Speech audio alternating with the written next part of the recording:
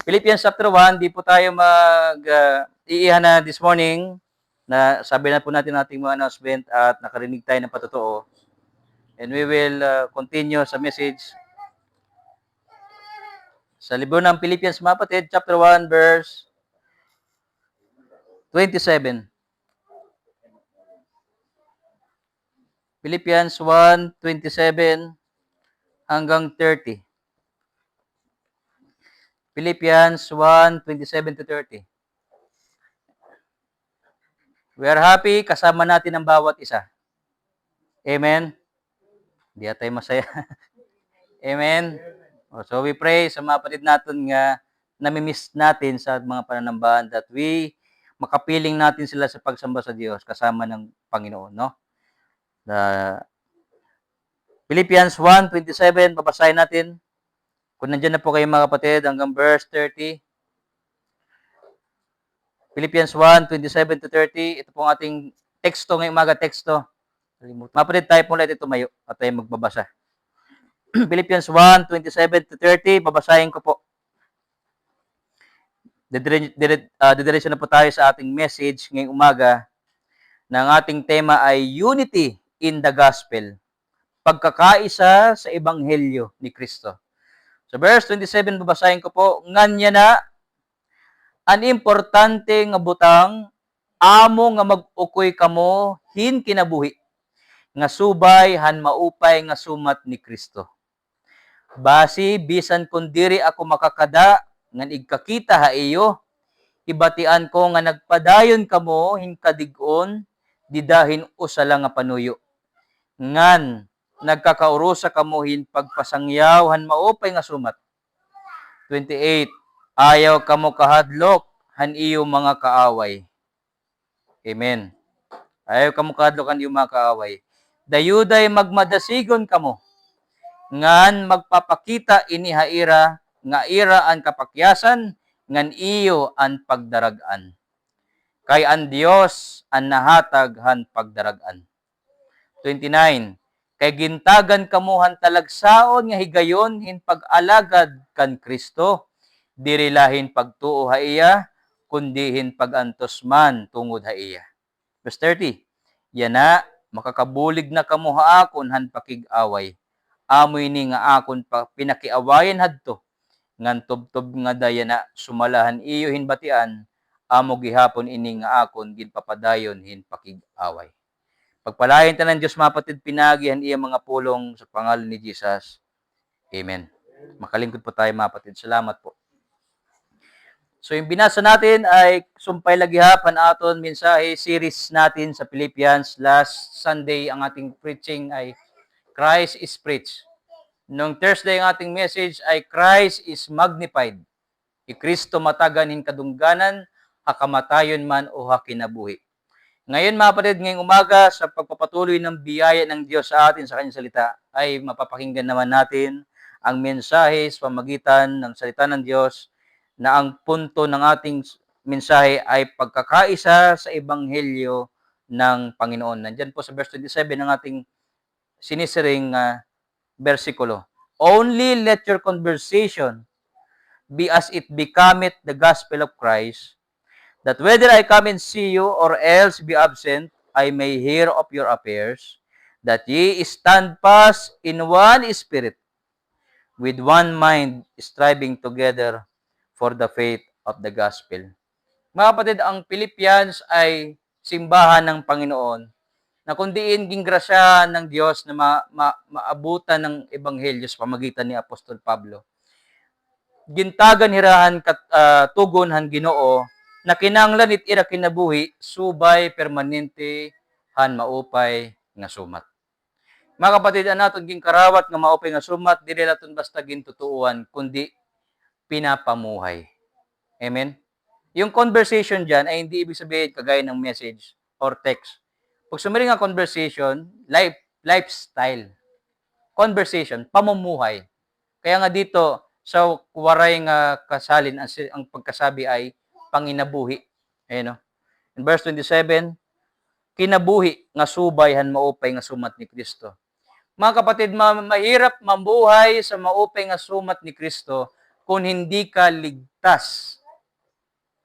Kung hindi mo naiintindihan na si Kristo ay namatay para sa iyo at sa iyong kasalanan, kung hindi mo naiintindihan na si Kristo ay inilibing para sa iyo, at kung hindi mo naiintindihan si Kristo ay muling nabuhay para sa iyo, at kung hindi mo naiintindihan na si Kristo ay babalik para sa iyo, hindi maaari na ang isang tao ay mamuhay subayhan mauping asumat. Mga kapatid, ang ating pananampalataya ay laging nakaangkla sa Ebanghelyo han Ginoo. Amo ini ang nagtalwa sa aton, amo gihapit aton paglalaktan a kinabuhi Kristohanon. So nandiyan yung napatid sa Colossians chapter 2 verse 6. Babasahin natin bilang mga references ngayong umaga. Ano sabi? Colossians chapter 2 verse 6, kung tinanggap mo si Kristo, mamuhay ka para kay Kristo. Amen? Hindi lang basta pagkarawat. Maraming nasa ring kumarawat tira, pero makikita natin ang manifestasyon na kinmarawat tira kan Kristo. Paano man, pinagi tira panginabuhi kasama ni Kristo. Yan yun eh. So, Colossians chapter 2 verse 6. Sapit lang po na book ng Philippians.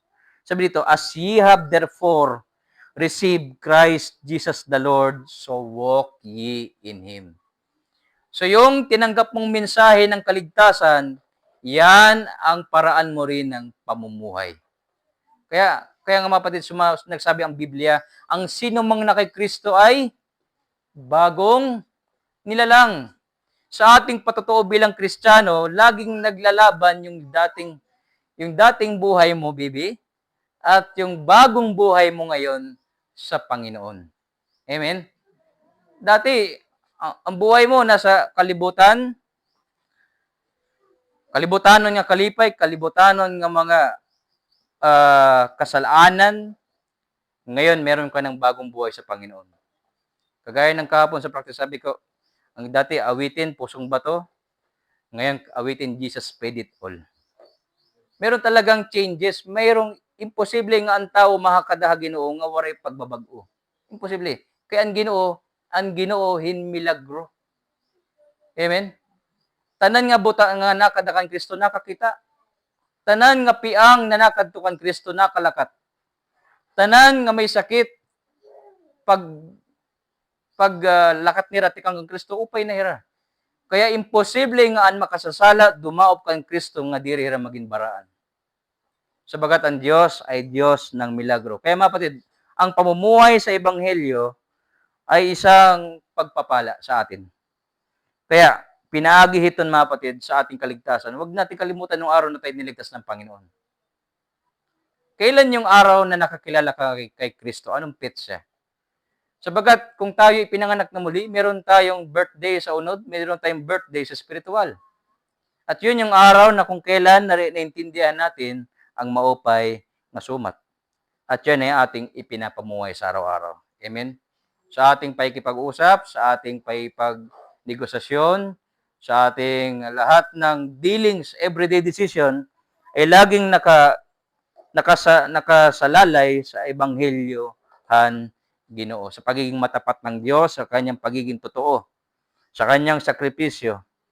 Kaya mga kapatid, kung ang bawat Kristiyano, ito sa ikalawang punto natin, kung lahat ng Kristiyano ay mamumuhay sa Ebanghelyo ni Kristo, magkakaroon ng pagkakaisa sa church. Kung ang lahat ng Kristiyano, ulitin ko, mamumuhay sa Ebanghelyo ni Kristo, sabihin sa maupay nga sumat, sa iginhatag ang Ginoo nga sakripisyo sa kaligtasan, kung laging nasa isip ng Kristiyano siya'y anak ng Diyos, magkakaroon ng unity sa loob ng simbahan. Tingnan niyo mga kapatid sa verse 27. Or else, only let your conversation be as it becometh the gospel of Christ, that whether I come and see you or else be absent, I may hear of your affairs, that ye stand fast in one spirit. Pirang espiritu na pinaninindigan, isa.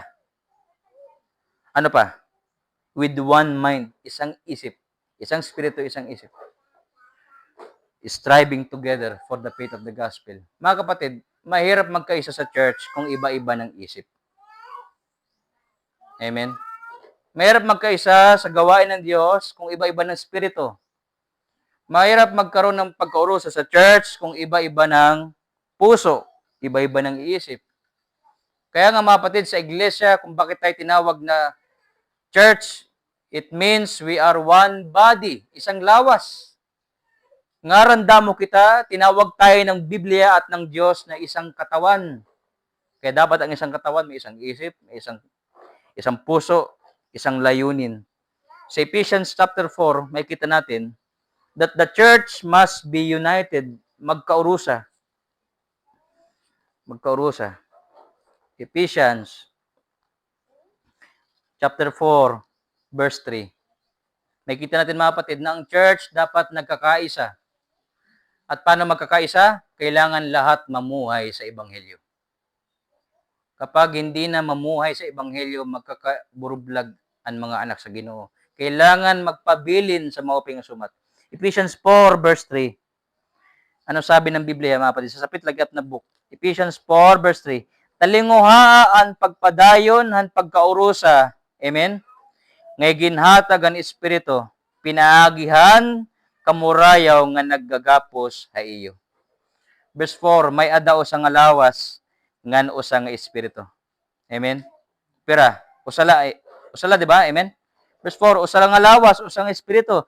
Sugad nga may adao sa nga paglaom nga tungod hini gintawag kamuhan Dios. Verse 5, may adao sa nga Ginoo. Usa nga pagtuo, usa nga pagbunyag. Verse 6, may adao sa nga Dios nga amayhan nga tanan nga katawhan. Nga amo ang Ginoohan nga tanan, nga nagbubuhat pinaagihan nga tanan, ngan aadahan nga tanan. Mga kapatid, ang church dapat nagkakaisa. Pero para ma-achieve yan ng church, kailangan ang bawat isa namumuhay sa Ebanghelyo ng Ginoo. Or else, hindi natin pwede maging kaisa yung di nananampalataya. Kaya nga, ngayong umaga, nandito tayo ngayon sa church. Amen? Yung mga unbeliever, nasa ibang lugar sila. Nandun sa sabungan. Yung iba nandun sa ibang lugar. Wala sa simbahan ngayon. Bakit? Di rin na tinakausa.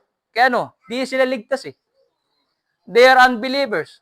They do not believe sa Ginoo. Di rin nagpaligtas sa Ginoo. Wala rin kakilala sa Diyos. That is why they were not united with us. Kaya mga kapatid ko, din sa ating church, walang ibang paraan ng ating pagkakaisa kundi ang Ginoo sa Kristo. Kaya nga, ating awiting kanina, loving God, loving each other. Bakit tayo nagmamahalan? Ngaran diri kita magkaurupod. Ngaran diri kita magkakilalahan una. Si Sir taga Samar. Ako taga Antipolo. Kita taga Leyte. Iba-ibang pinanggalingan natin. Pero bakit tayo nagmamahalan? Bakit tayo nagkakaisa? Kasi alam natin na may isang Diyos na nagligtas sa atin. At merong isang tagapagligtas na namatay, nilibing at muling nabuhay para sa atin. That is why we are gathered together. Kaya tayo nagkakarusa sapagkat may isang Diyos na nagbigay sa atin ng kanyang buhay para sa atin. So, ay mahirap sa iglesia mapuno ng unbeliever. Unbeliever, I mean. Yung baptism ay isang ebidensya ng kaligtasan na tinanggap natin. Bakit tayo nagpabautismo? Sabagat nakilala natin na si Kristo ay namatay, nilibing at muling nabuhay para sa atin. Angay gap na masunod naton, pinagihit aton pagpabautismo. That is why pinagihit baptism, we are becoming a member of our church. Walang ibang registration sa church. Walang ibang pipil-upan. Maliban sa magpabautismo ka sa tubig. At yan ang paraan na ikaw ay maging kausa, hanlawas ni Kristo. Acts chapter 2. Babasahin natin mga kapatid, no? So wala tayong ibang way sa pagiging united with the church, kundi by the gospel, pinagin maupay nga sumat, tinanggap natin ang Panginoon. Ikaduha, mga kapatid, naging kabahagi tayo ng church, pinagihan baptism. No? Acts chapter 2, verse 41. Buhat 2:41. So, united through the gospel. Ang church ay nagkakarusa, pinaagihan maupay nga sumat. Sanglit, bumulag it Kristiyano sa maupay nga sumat, makuriha makagkaurusan singbahan. Lagi nating kaptan ang aton katalwasan. Okay, buhat 2:41. Ano sabi? Buhat 2:41. Damo haira intin mo o an iya mensahe. Amen. Ngan ano man ginano hira. Gin bunyagan hira. Mga 3,000 nga mga tawo ang nahidugang hanhugpo ito nga adlaw. Sabihin, they who were baptized were added. Nagiging kadugangan nga kaapian church ang sinumang nababautismuhan. Kaya wala tayong ibang way, wala tayong tawag doon sa fraternity, Brother Raymar, yung ginaano para kasalian irahog po. Hazing. Wala tayong ganon. Wala tayong, ano ka muna, libot ka muna in Manila bago ka bumalik, tatanggapin ka namin. Wala tayong ganon. Sabagat ang ating basis lang ng kaligtasan, ebanghelyo lang. Katalwasan la, maupay nga sumat. Wala tayong hinihiling kanino man. Sabagat ang Diyos ang nagbigay sa atin ng buhay na walang hanggan. So, mga kapatid, mahirap makausa sa church, it diriligtas. Lagi yung tatandaan yan. Kaya nga, kapag anak ka ng Diyos, hindi ka mahirap maging united sa church. Amen? Kapag anak ka ng Diyos, hindi ka kailangan pilitin. Kapatid, ano kita sa Panginoon? Hindi. Bakit? Meron bang anak sa loob ng bahay na kailangan pang ibitaran nga sumulod? Anak ka eh. Kapag anak ka, may katungod kahan balay it imamay. Amen? Problema ko, naglugarin ka na. May salik ka ng bahay. Matuktok ka na nga o pa. Pero kung anak ka ng Diyos, kasali ka na. Kausa ka na. Ang lawas ni Kristo. That is why, mga kapatid, makuri, turon ko, makausa sa church ang hindi anak ng Diyos. That is why, ang ating message sa ating iglesia, ye must be born again. Kailangan may panganak kayong muli. Kailangan matawo na liwat kamo. Kung diri kamo matawo na liwat, hindi niyo makikita ang kaharian ng Diyos. Hindi kayo makakasali sa baraan nga buruhaton han Ginoo. So, ano yung ebanghelyo ng Panginoon? 1 John 3:16. 1 John 3:16. So, sabi dito, sa 1 John 3:16, hereby perceive we. 1 John, sabihin, may number 1 sa siyan nga book. May John na walang number sa unahan. Merong 1 John, 2 John, ngan 3 John. So, nga di kita, 1 John chapter 3, verse 16. Sabi ng Biblia, hereby perceive we the love of God. Amen? Nasayuran ta ang gugma sa Dios. Paano man? Ginano man nato nga masayuran ta ang gugmahan Ginoo. Ginano man. Sabi dito, ginahatag niya iya kalugaringon nga kinabuhi. Amen? Because He laid down His life for us. So, yung pag-ibig ng Diyos ay na-manifest, sabi na ipakita. So, pinaagin iya sakripisyo. Ngayon, mapakiana ka. Ano? Mahal ba ako ng Diyos? Okay, waray relief. Hindi ako mahal ng Diyos. Mali. Hindi yan ang basihan. Mababaw lang ng basihan yan. Ang pinaka-ebidensya na minahal ka ng Diyos, nandyan din. Binigay niya yung kanyang buhay para sa'yo. Amen? Hereby perceive we the love of God because He laid down His life for us. And that's the gospel. Yan ang ebanghelyo. Hindi tayo naliligtas, pinaagit atong ginahatag. Naligtas tayo kay gintagan kita. Amen?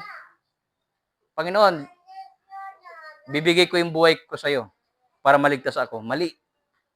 Ganito ang kaligtasan. Binigay ng Diyos yung buhay niya para sa iyo. Amen? At yan ang pag-ibig ng Diyos. Mahal ka ng Diyos, hindi dahil sa material nga basihan, kundi binigay niya bisan na niya kinabuhi para kanimo. So, anong dapat natin gawin? Sumpay pagbasa. And we ought to lay down our lives for the brethren. Amen? Kaya ang church nagkakaisa, united by the gospel. Bakit? Kung nasayuran ta, naginhatag ni Kristo tat itiya kinabuhi para haaton. Angay man gihap naton ihatag tat kinabuhi para hit kabugtuan. Kaya sigon, diri la basta material, diri basta oras, diri basta higayon. Kundi sumaringan Biblia didi, mababasahan ta, kinabuhi ang naton iginahatag. Amen? Kaya sa church, we are united, nakakaisa tayo eh. At wala tayong problema hindi kayang ayusin kung magkakaisa tayo mga kapatid ko. At alam kong na-experience na natin yan sa matagal nating pagsasama sa church. Meron tayong mga kapatid, at bisan ako na pastor, kanya-kanya tayong pinagdaanan na sitwasyon na tinulungan tayo ng Diyos pinagi sa simbahan. O, ang Panginoon, gagamit siya ng mga tao. At yung mga tao na yun, mga anak niya. Sa balay, sinong isusugoy at nanay? Itamyaw? Mga anak niya. Amen? Sino susugoon hit tatay sa balay? Itamyaw? Hindi, mga anak niya.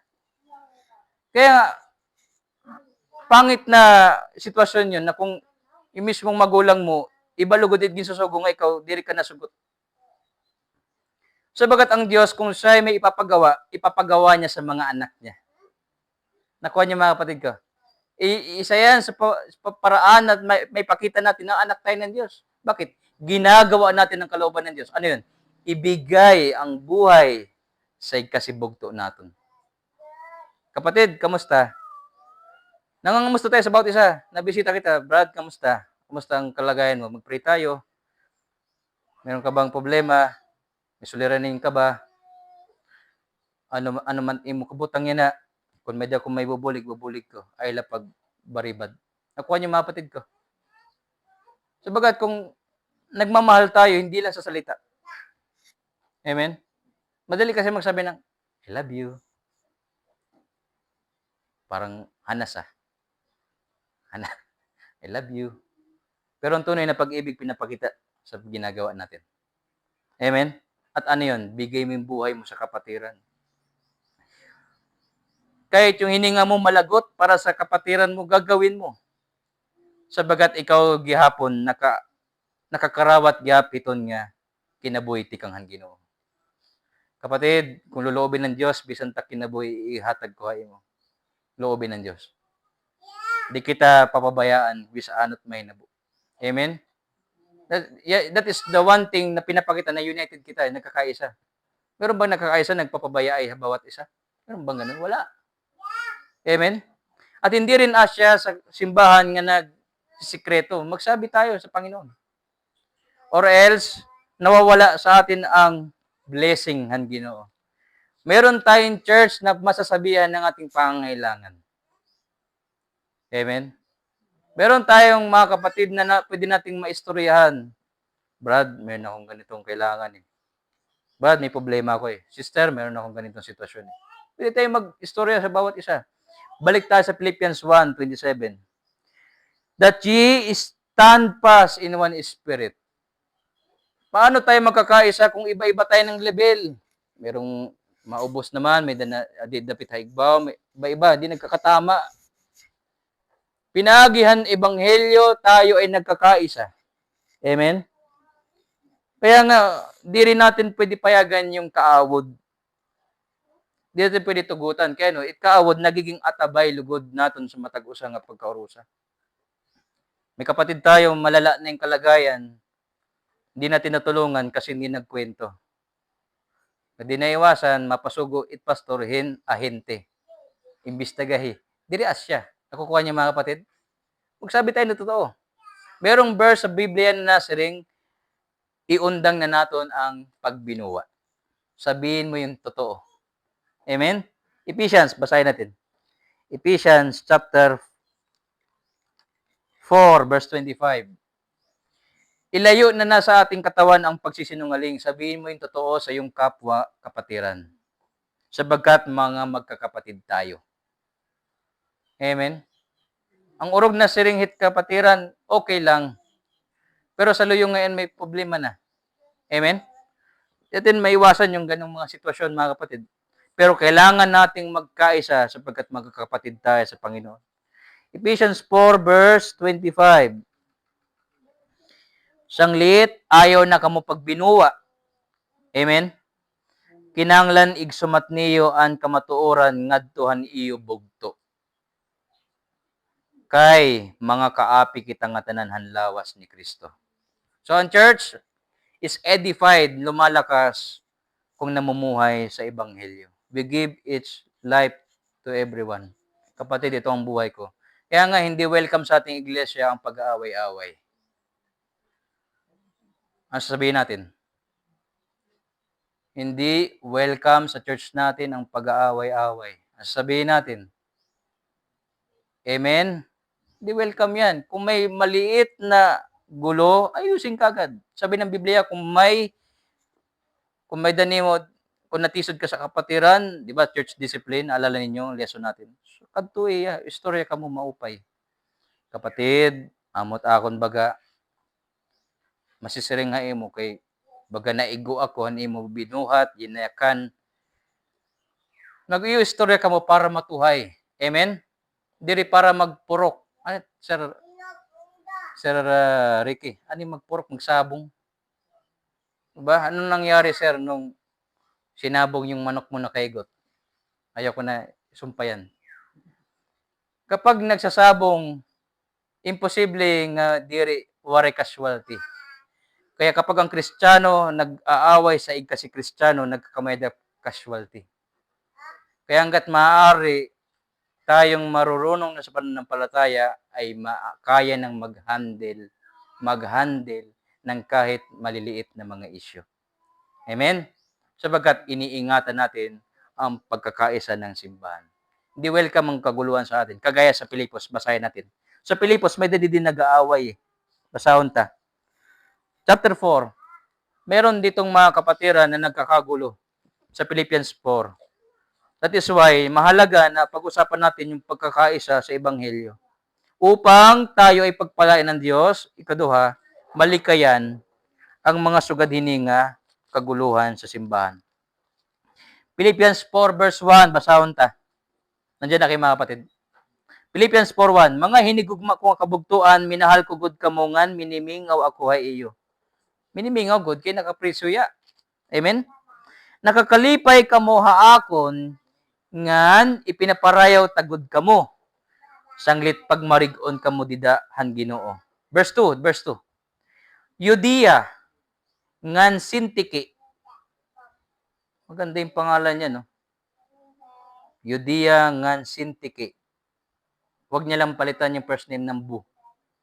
Mag-iba na yung pangalan niya. Kay naging Bu naman. Upayaan iyo pagsabot nga duha. Sugad nga magbugto kamo didahan Ginoo. Amen? Sumulat si Pablo Haira. Oy, Judea, Sintike, upahin niyo sabot niyo, ha? Amen? Sugad nga, siring? Magbugto kamo didahan Ginoo. Nakukuha niyo mga kapatid ko. Hindi welcome sa simbahan ng Panginoon ng mga kaguluhan. Bakit? Pare-pares tayong anak ng Diyos, magkakagulo tayo. Pare-pares tayong mga naligtas, pinaagyan, mauping nga sumat. Hahayaan ba natin na ang diablo magkamayada, magbutang hiya, magpail hiya, hinhalublak sa pagitan natin? Magpail hiya, pagkaburo, turutunga, kagaya ng pag-aralan sa Korinto, nagkabahin-bahin nila, tungod ira, kawarayan na mauping sumat. Mga kapatid, hindi natin yan papayagan. Kundi aton aalagaan ang pagkakaisa sa gawain ng Panginoon. Sabagat wala tayong mararating. Nauubos ang ating kunway magkamayading gulo sa iglesia, imbis na nagagamit ang lakas sa magandang mga gawain, nauubos anumang mga isyu. Lagi nating pangalagaan ang ating espiritual na pagkakaisa. So balik tayo sa mensahe kanina. Philippians 1:27. Ikatlong punto ngayong umaga, mga kapatid. Philippians 1:27. Kung ang simbahan nagkakaisa, ano sabi sa verse 28? Ayaw kamo kahadlok han iyo mga kaaway. Kung ang simbahan nagkakarusa, waray niya ang ikahadlokan. Amen? Anot urog nga kahadlokan hit mga Kristiyano? Danay pinansyal. Pinansyal nga kahadlok. Danay meron tayong mga kabugtuan nga naagi hit pagsulay, mga pagsubok. May naton mga kabugtuan nga diri ra maaram itma paunan unit ira kinabuhi. So damo lang kalain nga kinahadlukan. Amen. So verse 28 makikita niyo balik. Verse 28. Ano sa ring? Ayaw kamo kahadlukan iyong mga kaaway. Mga kapatid, sa paninindigan natin sa paggawa ng tama, ang kaaway natin yung gumagawa ng mali. Gumawa ka ng mali, may magagalit sa'yo. Gumawa ka ng tama, may magagalit sa'yo. Sabi ng Panginoon, pinagpala yung mga taong inuusig dahil sa nilang ginagawa ay nararapat. Sabagat sila ang makakapagmana ng kaharian ng Diyos. So this morning, kureagyap ipasabot ang Ginoo haaton, kung nagkakarusa kita, waray naton ang ikahadlukan. Amen? Halimbawa, may kapatid tayong inaapi. Alin niyo po inaapi? O nararaog-daog. Pa daw, pipirit aton mga men nga maskulado. Kadtuon ta. Amen? Sabi ng ating binasa kanina, animo kinabuhi, iahatag nimo sa imo bugto. Kung may malaman tayong kapatid na inaapi, hindi ba natin tutulungan? Hindi ba natin bubuwisan ng buhay natin? Hindi ba natin sasakluluhan kung may kapatid tayong nangangailangan? E paano natin masasakluhan? Di natin kausa. Amen? Di ba, may pangangailangan ka sa pagsunod mo sa kalooban ng Diyos. Pwede i-erase yan sa church eh. Mga kapatid, tulungan natin si brother, si sister, ganito. Basta ang church nagkakaisa, maraming pwede mangyari. Amen? Kagaya ng pagpagawa natin ng bahay-sambahan, sa ating mga kapatid na kasali sa paghuhulog, nakita natin kung ano nangyayari kapag ang iglesia nagkakaisa. At hindi lang yan ang mapapagawa natin. Kung ang simbahan ng Panginoon ay magpapabilin sa mga pingasumat, Bispa Airport, mapapayad natin. Oh, sabagat sa Diyos walang imposible. Sabagat ang mga anak niya ay gintagan niya hinggahom. Walang imposible basta nagkakarusa. So, verse 28, ayaw kamo kahadlokan iyong mga kaaway, dayuday magmadasigon kamo. Ngan magpapakita ini haira nga iraan kapakyasan, ngan iyo an pagdaragan. Kay ang Dios ang nahatag han pagdaragan. Kapag anak ka ng Diyos, huwag kang lalayo sa church mo. No. Akala mo ang blessing na sa world, mali. Mali. Akala mo ang panalangin nasa kalibutan, oo, kahit nga si Satanas may pera eh.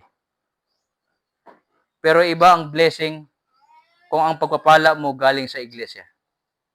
Sabagat hindi lang ba sa pagpapala ang igahatag ay mo, kundi pati bendisyon. Lord, pagpalayo mo si brother. Gusto ibalita sa inyo mga kapatid, si Sister Rian. Kailan yung Sister Rian? Nung hapon, nung family day, pinagtestimony siya ni Pastor Felix. Haros matuok-tok kaya nga 5 beses na yan nag-apply sa PNP. Ito kaya pag ginakan sa iglesia nga, church, bulig ako pag ampo nga makapasara ko sa PNP kay iyagin karida kanan physical examination pira naka-kilometro balik-balik. Itiya pag-apply magastos. Nakalima na ya kay katry. Nung hapon din yon pinag-praise siya ng church. Nung Miyerkules nagpa-medical na iya. Ano't kresing nun? Siring ni Sir kagabi, malaking chance na tawagan niya magpa-uniform na. Ano't kresing nun mga kapatid? Basta nasa church ka, ang church magpe-pray para hain mo. Kaya nga, kung ang kabugtuan, hindi siya nagpapakita ng pagmamahal sa iglesia, bisa ibang paagi, sa ibang paraan, na hindi nalalaman ng mga anak ng Diyos kung ang church magpe-pray para kanimo, papanalanginan ka ang Ginoo. Ngayon, kaya ano maraming lumalayo sa church, maraming may stop. Nakatamay hirahan gawom ang Ginoo. Nalimtan nira ngaan gahom iginhatag sa simbahan. Matthew 16, mga kapatid, basa natin. Matthew 16, verse 18. Kita kung diin iginhatag ni Kristo ang gahom, diri hao sa katawo, iginhatag ni Kristo ang gahom sa simbahan. Matthew 16, verse 18, basahon ta. Dito na ho tayo magtatapos ngayong umaga, mga kapatid. Sa mga mensahe na ito, sa paghuhuman ng ating pagkakaisa sa Ebanghelyo. Matthew 16, verse 18, basahon ta. Sanglit na sa ring ako haimo. Si Kristo mismo it nagihinakan hini nga bahin, no? Sanglit na sa ring ako haimo, ikaw hi Pedro, amen? Ngan habaw-baw hini nga bato, titindugon ko an akon, ano sa ring? Singbahan. Si Kristo ang nagpangulo, si Kristo ang nagpundar, si Kristo ang nagpatindog, han iya singbahan sanglit. Si Kristo ang tag-iya han singbahan, ano sumpay ngan diri makakadaog hini ang gahuman kamatayon. Mga kapatid, kung adi kita sa simbahan, diri kita mahadlok sa aton kaaway, bisan pa sa impyerno. Sabagat mga anak tayo ng Diyos. Sugad umuranhin kalayo yan na. Sunog tanan, kita diri. Bakit? Sabi dito, diri makakadaog impyerno ha aton. Amen? Perdi na ni Kristo an aton sala, bisanit kamatayan. Verse 19, ano sumpay? Iyahatag ko haimo an mga yawi han ginhadian ng langit. An imo diri hubaran din hatuna, diri man liwat hubaran dito halangit. Nganan imo hubaran din hatuna, hubaran man liwat dito halangit. Amen. Meron pang verse dyan, kung may duha o tulo. Anong verse yun, mga kapatid? Matthew 18. Matthew 18. Verse 18. Matthew 18, 18. Mateo 18, 18. Sanglit na sa nga kuha iyo nga tanan. Kung ano ang iyo igdiri hatuna, igdidiri dito halangit. Nakita niyo yung gahom ng church, mga kapatid? Kung ano yung aprobaran hit singbahan, maaprobaran sa langit. Kung ano't diri aprobaran ng singbahan, diri maaprobahan sa langit. Kung ano niyo igdiri hatuna, igdidiri dito halangit. Kung ano niyo itugot hatuna, itutugot dito halangit. Verse 19. Ngan igsisiring ko pa ha iyo, kung induha ha iyo, din hatuna, magkauyon hin pangaro, hin bisan ano nga butang, iyahatag ito ha iyo, han akon amay halangit. Verse 20. Kung may duha o tulo, nga magkatirok hin pagampo ha akon ngaran, aadto ako, upod ha ira. Nakita niyo yung power ng church, mga kapatid? Hindi sa pastor, hindi sa member. Sa church, igin plastarahan Diyos, it power to approve, to disapprove. Kaya nga, alimbawa, meron tayong kapatid na ipinag-pray. Amen? Ti matanan kita nag-amen. Lahat ng ating pinagdasal ay nakasalang na sa langit. Amen? Nag-pray tayo, Lord, pagalingin mo si brother, si sister. Pinagaling ng Diyos. Bakit? Ang church ang nag-pray para sa iya. Kaya nga, kung meron tayong mga kapatid na may karamdaman, ano sabi ng Biblia? Ipatawag yung mga kagurangan, katigurangan sa simbahan. Ipatawag mo yung elder sa church. Meron tayong kapatid na pero may masakiton. Ano yagin buhat? Pastor? Ipag-pray mo ako. Sabi ko, tatawagan ko yung mga men natin sa iglesia. Sabagat, higit pa yung power ng church over medical. The faith, ang pagtuo, ang pagtuo sa anak sa Diyos, mga kapatid, kailangan natin pagkaisahan. Ang pag-alalay. Kilalayan lang natin. Mga kapatid, sigurado masige ka mo magpaig kita in playhouse. Amen? Meron tayong lugar na kung saan breastfeeding area. Tapos dito may TV. Halimbawa, si Rosalina magkabibi. Meron siya mapipestuhan didi. Amen? Tapos may TV lang nga, monitor, may yung preaching nakikita dito. May playhouse. Amen? Sa ngayon, medyo prayer laan kita. Basta ipag-pray natin, ibibigay ng Panginoon. Amen? Mangyayari yan. Kagaya no sa ano, bad, yung may pa-slide-slide, may pagulong-gulong, mga bola-bola. Okay. Papagawa tayo niyan. Pwede nga dyan, no? Sa kwartuhay. So nga lang, pag dyan nagmulay, iba na't kamulay eh. Ba, hindi maganon-ganon. Kaya, mga kapatid, basta magkaisa tayo, may mangyayari. Amen? So, may iba ko ng istorya.